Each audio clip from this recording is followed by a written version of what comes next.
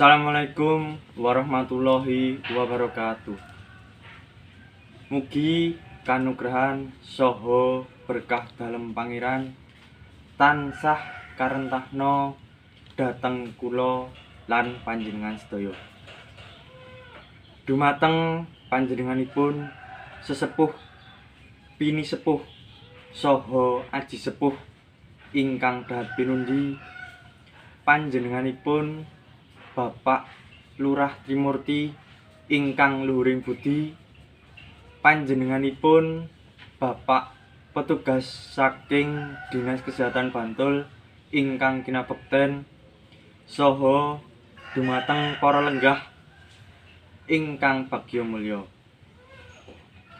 Langkung rumiyin sumangga panjenengan sedaya kula dherekaken atur puji syukur wonten ngarsa dalem Gusti Allah Subhanahu wa taala ingkang sampun paring berkah, rahmat lan hidayah sahingga kula lan panjenengan sedaya saged kempal manunggal wonten papan menika kanthi wilujeng nir ing sambekala.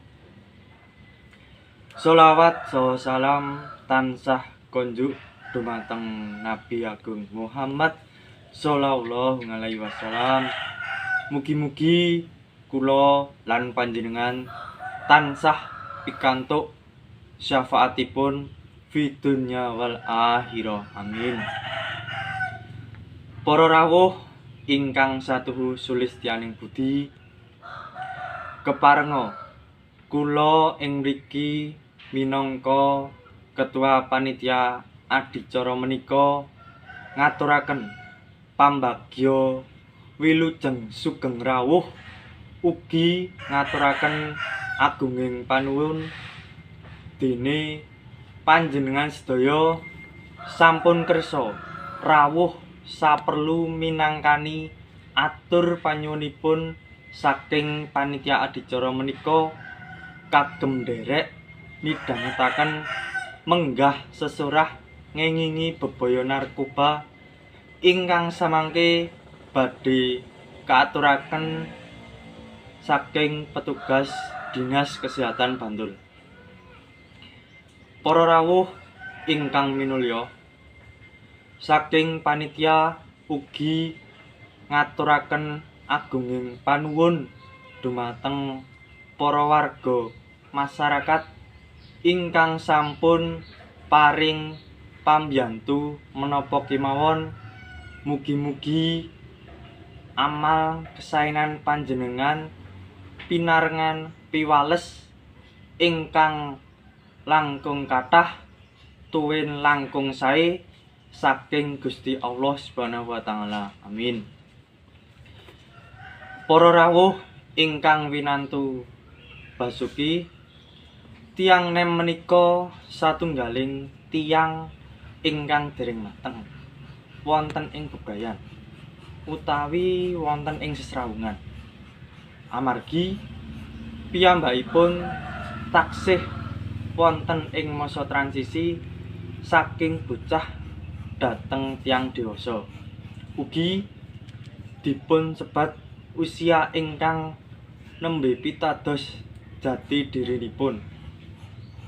Mila saking pasamuan ing adicara menika nggadhahi ancas nggih menika nebihaken tiyang nem saking perkawis ingkang boten sae, utaminipun ingkang gayut kaliyan narkoba.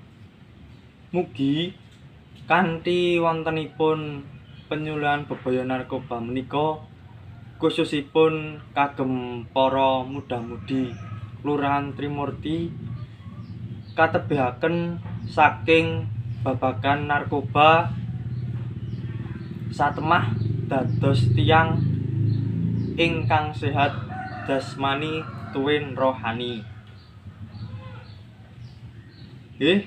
Ing wusananing atur samangke mbok bilih adicara menika sampun paripurna, kula namung saged ngaturaken sugeng kondur.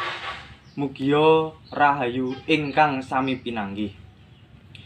Cekap semanten atur kula mbok bilih anggen kula sowan lan matur wonten ing ngarsa panjenengan sedaya wonten tuna dungkaping tumindak lan galap gangsuling atur kula nyuwun agunging samudra pangaksami.